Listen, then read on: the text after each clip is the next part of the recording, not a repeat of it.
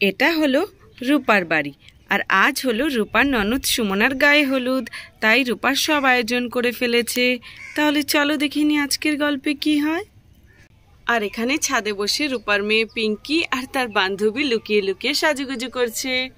এ টিয়া, দেখ না আমাকে কেমন লাগছে। আমি আজকে লিপস্টিক দিয়েছি, টিপ পরেছি।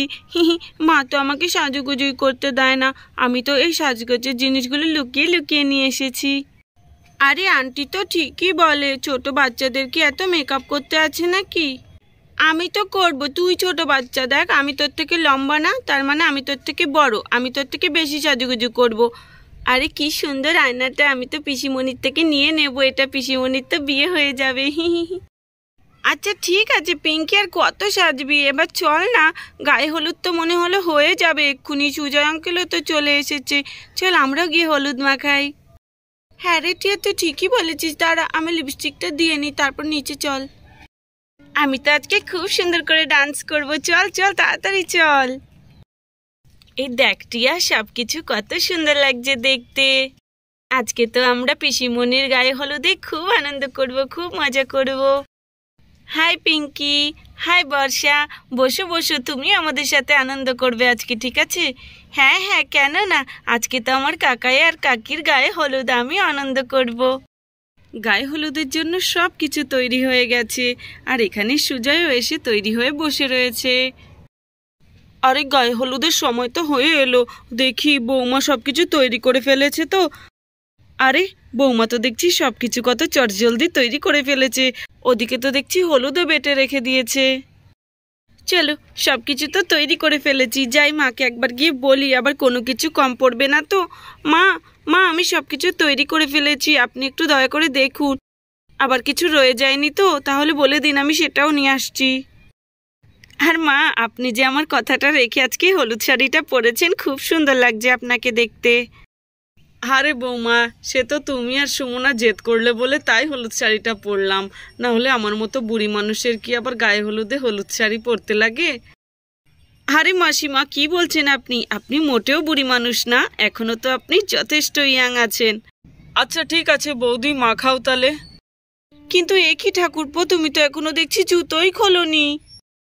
আরে হ্যাঁ বৌদি, সুজয় তো দেখছি গায়ে হলুদ মাখার জন্য একদম ব্যস্ত হয়ে পড়েছে, এখনো জুতোটাই খুলতে ভুলে গেছে। আরে কোনো ব্যাপার না সুজয়, নাও তুমি জুতোটা খুলে নাও এবার।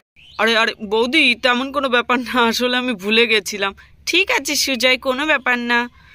আরে দুজন বৌদি মিলে তো আজকে আমার খুব কিচাই করছে। তখনই সেখানে সুমনাও ঘর থেকে বেরিয়ে আসে, আর সবাই সুমনার দিকে হাঁ করে তাকিয়ে থাকে। আরে বাহ বন্ধুরা, আজ তো দেখছি সুমনাকে বেশ সুন্দর দেখাচ্ছে। এ রিয়া, আমাকে ভালো লাগছে তো দেখতে। হ্যাঁ আরে হ্যাঁ রে সুমনা, তোকে খুব সুন্দর লাগছে দেখতে, আবার আমার নজরই না লেগে যায় তোর ওপরে। আরে তুই যে কি বলিস না, চল চল তোকে নিয়ে যাই। আর হ্যাঁ, আরেকটা কথা বলবো সুমনা।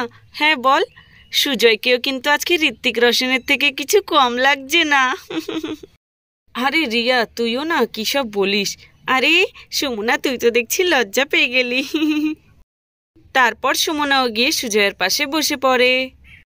সত্যি আজকে তো এই দুজনকে খুবই সুন্দর লাগছে দেখতে।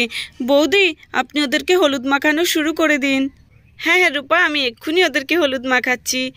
তারপর সুজয়ের বৌদি সুমনাকে আর সুজয়কে হলুদ মাখাতে যায়। বিয়ের কনেরা হলুদ মাখলে তাদের সৌন্দর্য আরও অনেক গুণ বেড়ে যায়। সুমনা, আমি আগে তোমার মুখে হলুদ লাগাবো, তোমাকে তো খুবই সুন্দর লাগছে দেখতে, তোমাকে বিয়ের দিন যেন আরও অনেক অনেক বেশি সুন্দর লাগে, তাই আমরা আজকে তোমাকে হলুদ দিয়ে স্নান করাবো। তারপর সুমনাকে হলুদ মাখিয়ে দেয়। চলো এবার হাতেও লাগিয়ে দিই হলুদ। না সুমনা, এবার তোমার পাটা বের করো দেখি, একটু পায়েও হলুদ মাখিয়ে দিই।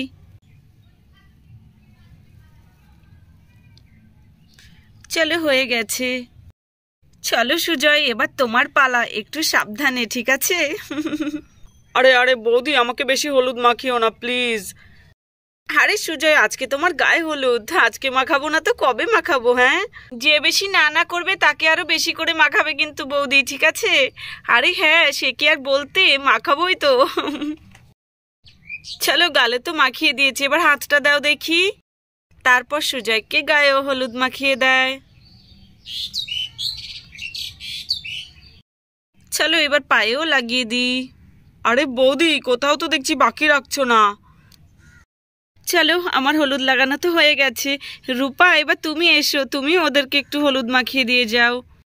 হ্যাঁ হ্যাঁ বৌদি, আমি এক্ষুনি মাখাচ্ছি। আমার ননদের গায়ে হলুদ বলে কথা, আমি মাখাবো না কে মাখাবে? আজকে এই দুজনকে একদম ডলে ডলে হলুদ মাখাবো, দেখবে বিয়ের দিন এই দুজনকে কত সুন্দর লাগে দেখতে। এসো এসো সুমনা, আগে তোমাকে মাখাই। সুমনা, তোমাকে একটু হলুদ মাখিয়ে দিই আগে তোমার গালে, তারপরে তোমার হাতে মাখাবো। চলো, তোমার পায়েও একটু হলুদ মাখিয়ে দিই। চলো সুজয়, এবার তোমার পালা, এবার তোমাকে হলুদ মাখাই। চলো বৌদি, তোমার হলুদ মাখানো তো হয়ে গেছে, এবার সুমনাকে আর জিজুকে তো আমি হলুদ মাখাবো। আমি এই দিনটার জন্য কতদিন ধরে অপেক্ষা করছিলাম। আয় আয় সুমনা, এবার তোকে আমি একটু হলুদ মাখিয়ে দিই, দেখিস বিয়ের দিন তোকে কত সুন্দর লাগে দেখতে। এই তো, এবার তার হাতেও মাখিয়ে দিই, এইবার পায়ে। এইবার জিজুর পালা। জিজু দাঁড়াও, এবার আমি তোমাকে হলুদ মাখাবো। আমিও পিসি আর পিসে মশাইকে হলুদ মাখাবো। মা মা, আমিও মাখাবো। হ্যাঁ হ্যাঁ পিঙ্কি সোনা, আগে বড়দের মাখাতে দাও, তারপর তোমরা মাখিও, ঠিক আছে? তারপর সবাই গায়ে হলুদ উপলক্ষে নাচ করতে থাকে। এসো এসো সুমনা, তুমিও নাচবে, এসো এসো। না না বৌদি, আপনারাই নাচুন। ঠিক আছে।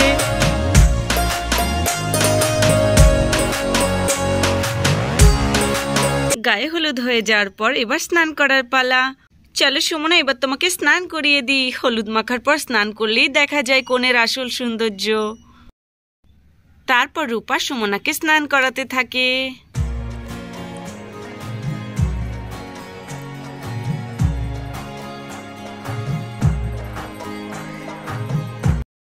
চলো সুজয়, এবার তোমার পালা। আমি স্নান করাবো জিজুকে একদম ডলে ডলে। হ্যাঁ হ্যাঁ রিয়া, করিয়ে দাও তোমার জিজুকে ডলে ডলে স্নান। তারপর সবাই মিলে সুজয়কেও স্নান করিয়ে দেয়। আরে বৌদি, কি ঠান্ডা জল। আচ্ছা ঠিক আছে রিয়া, আর ডলে ডলে স্নান করাতে হবে না, আমার হয়ে গেছে স্নান। চলো চলো সুমনা, সুজয়, তোমাদের তো স্নান হয়ে গেছে, এবার তোমাদেরকে অন্য পোশাক পরিয়ে দিই। চলো চলো। আরে বাহ, স্নান করার পর তো পিসিকে আরো বেশি সুন্দর লাগছে। বিয়ের দিন না জানি কত সুন্দর লাগবে। হ্যাঁ, বিয়ের দিন তো কাকিকে একদম পরীর মতো লাগবে। বৌমা, স্নান করিয়ে এনেছো ওদের? আসো আসো, তাড়াতাড়ি করে শুকনো জামা কাপড় পরাও আগে ঠান্ডার মধ্যে। ফ্রেন্ডস, ভিডিওটি এখানেই শেষ করছি। ভালো লাগলে প্লিজ একটা লাইক করো আর সাবস্ক্রাইব করতে একদম ভুলো না। Thanks for watching.